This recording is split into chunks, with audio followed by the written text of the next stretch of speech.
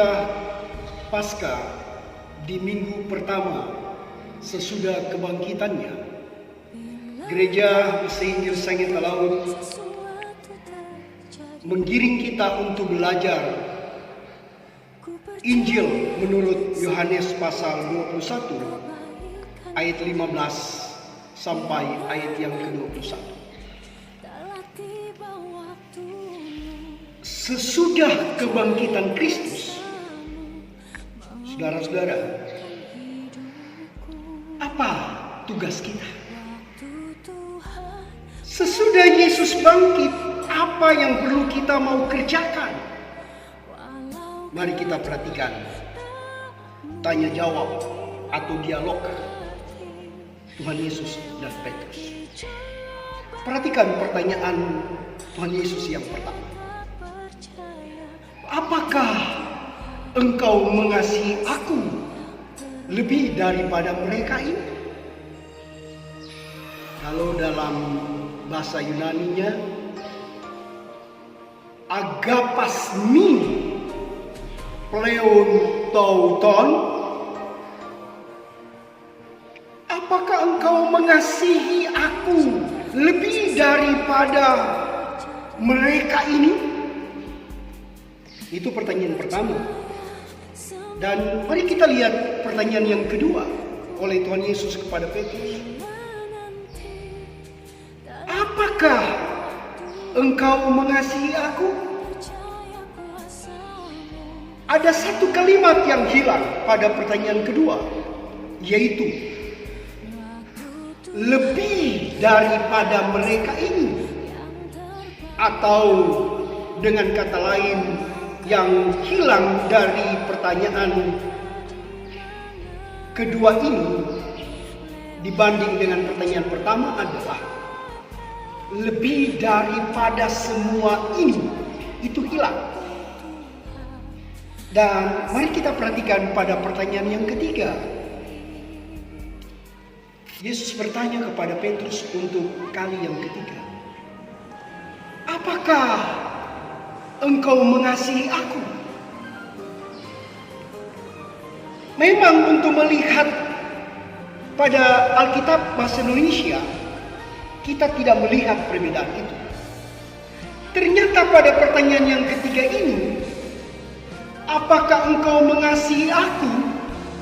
Mengasihi yang dipakai oleh Yesus bukan agapasmi, tetapi phileismi. Itu perbedaannya.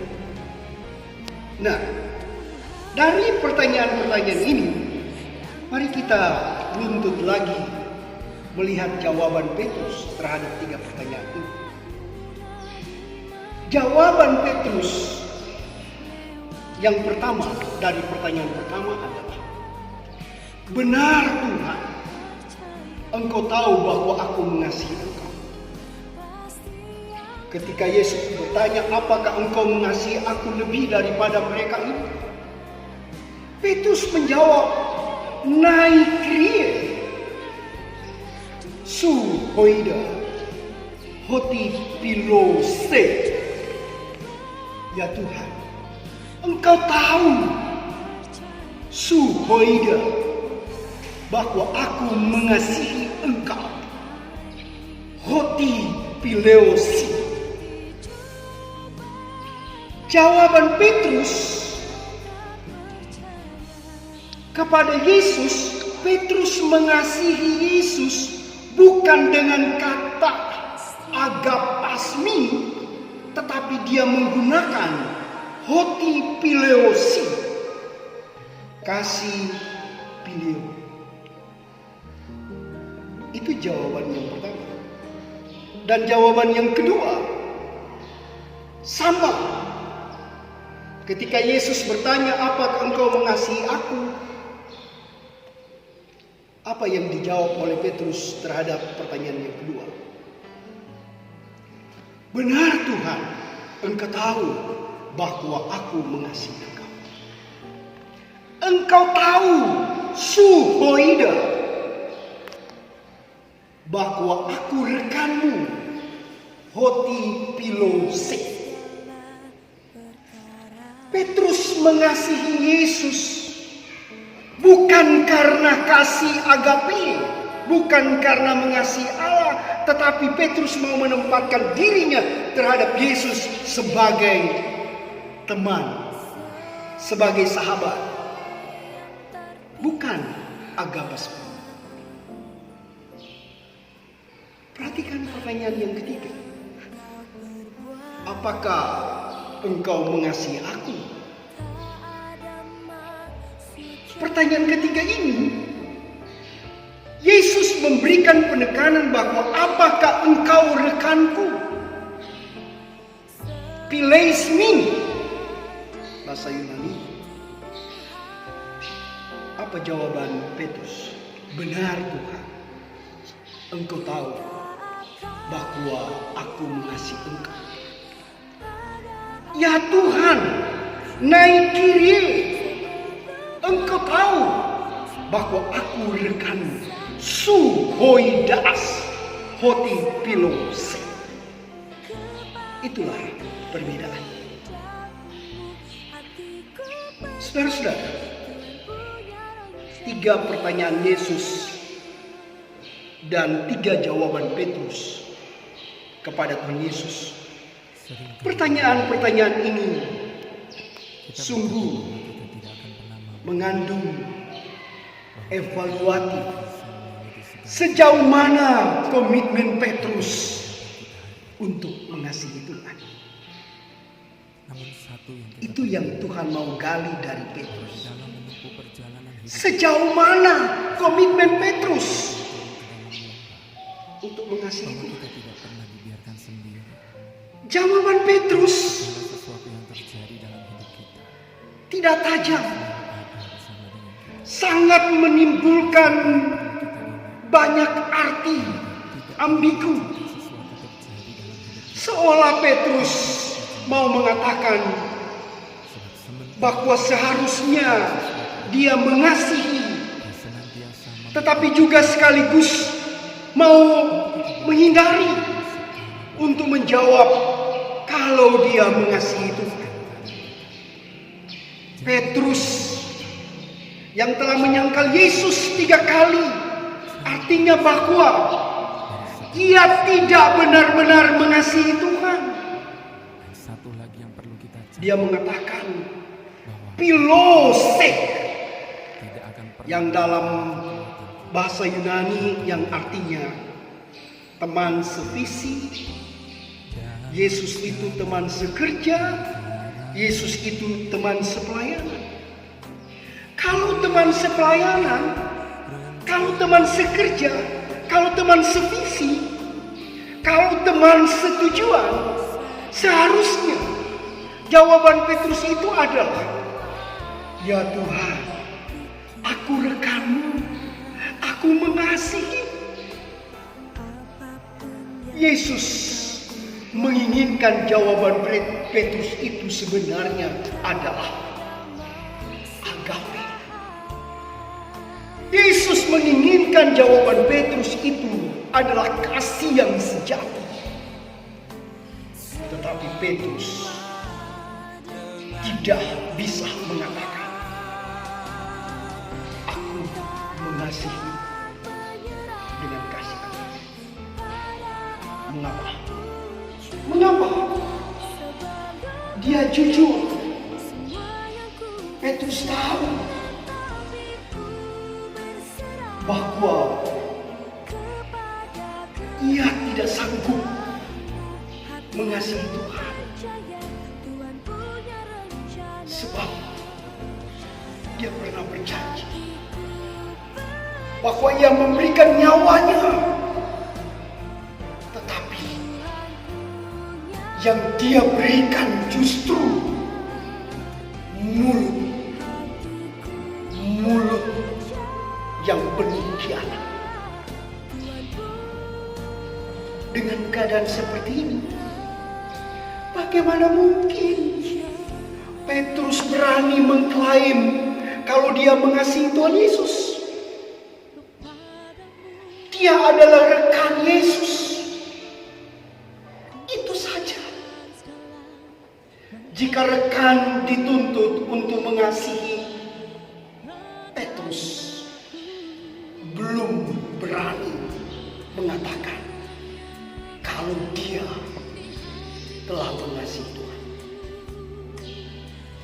Catatan yang ketiga, setelah pertanyaan evaluatif Tuhan Yesus memberikan sebuah kalimat imperatif, kalimat perintah bahwa gembalakanlah domba-dombaku. Ada tugas yang perlu dilakukan oleh Petrus. Dengan tugas ini, gembalakanlah domba-domba. Ada kerja-kerja yang harus dilakukan. Pertanyaan ini juga menjadi pertanyaan kepada kita sebagai seorang bapa, kepada kita sebagai seorang mama yang adalah gembala di tengah keluarga. Bagaimana kita menuntun anak-anak kita sebagai domba? Pertanyaan ini juga akan menjadi pertanyaan kepada para pelayan-pelayan khusus. Apakah engkau mengasihi aku?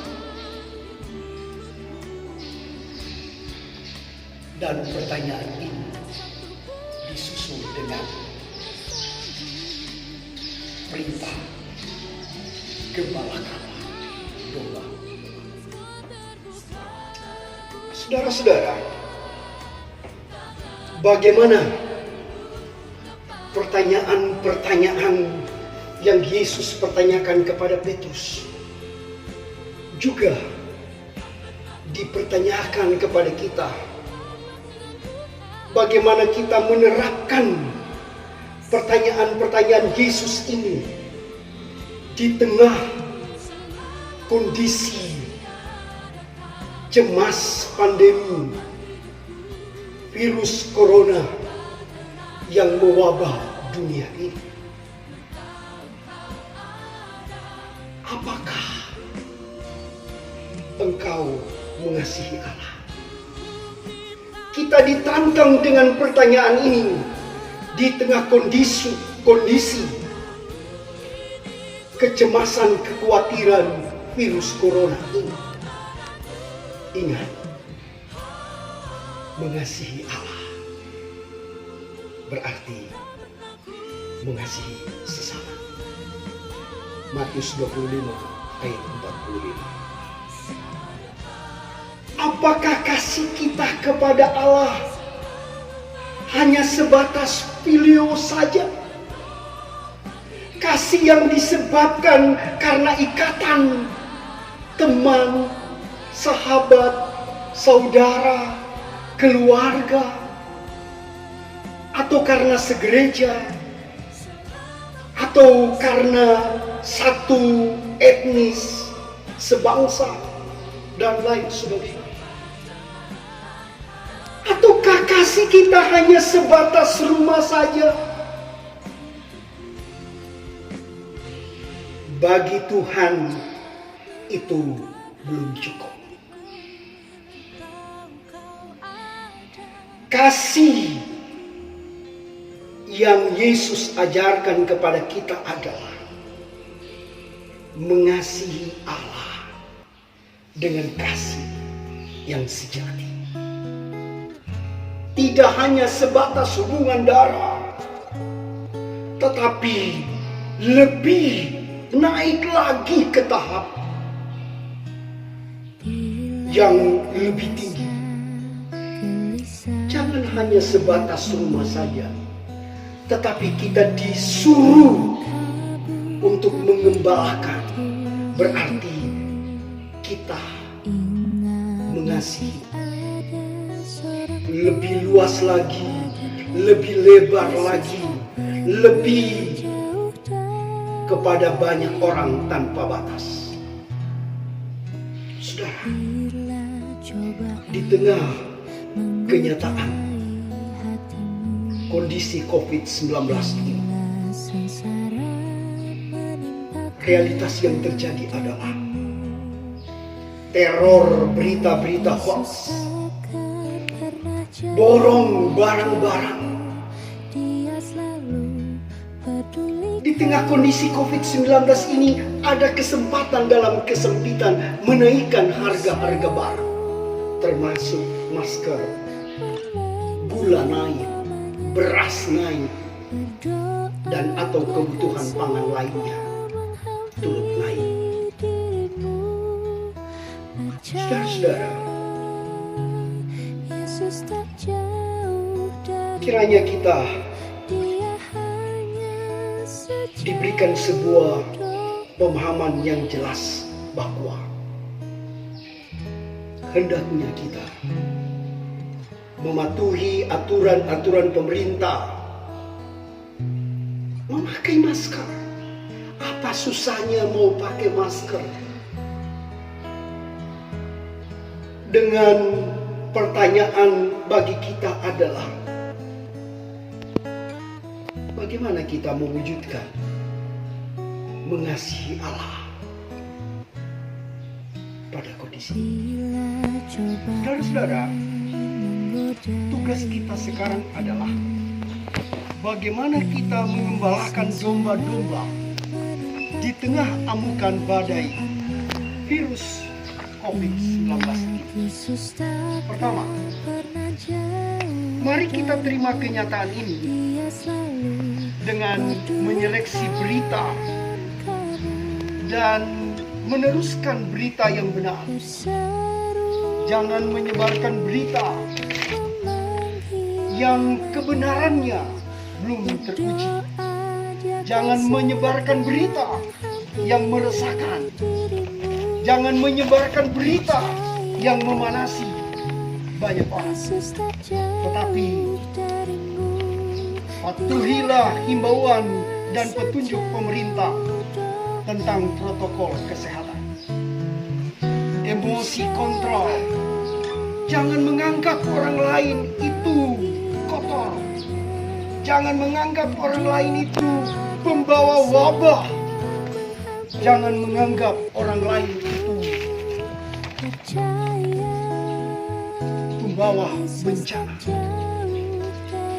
Jangan kita pernah menutup atau jangan pernah kita menolak sesama kita yang karena COVID-19 ini kita tutup jalan untuk melintasi, membawa jenazah korban tersebut. Hal yang kedua, mari kita tumbuhkan komitmen kita. Tidak hanya berpikir untuk diri sendiri saja, tapi mulailah berpikir orang lain. Mulailah berempati apa yang dirasakan orang lain itu yang kita rasakan. Rasakan penderitaan orang lain itu seperti penderitaan kita sendiri. Mari kita belajar berempati. Seperti apa para dokter, para perawat, para tenaga medis siang dan malam. Coba kita tempatkan diri sebagai mereka. Kendati mereka harus meninggalkan keluarga mereka. Coba kita berempati dengan TNI dan polisi. Siang malam mereka harus menjaga dan mengamankan himbauan ini agar dipatuhi. Mari belajarlah berempati. Seperti apa pemerintah dengan penuh hikmat mengatur semuanya demi untuk kepentingan kesehatan kita bersama. Saudara, pesan bagi kita adalah mari kita bangkit. Sebagaimana Yesus bangkit dari kematian, kita juga bangkit dari rasa kegelisahan dan kecemasan kita tentang kekurangan uang, tentang kekurangan pangan, usaha kita menurun, pendapatan kita menurun, tunjangan kita hilang. Mari Jadilah gembala untuk semua orang yang membutuhkan. Jalani keikutsertaan kita bersama Tuhan Yesus. Teruslah memberi diri. Teruslah mengucap syukur kepada Dia. Tetaplah menjadi gembala yang baik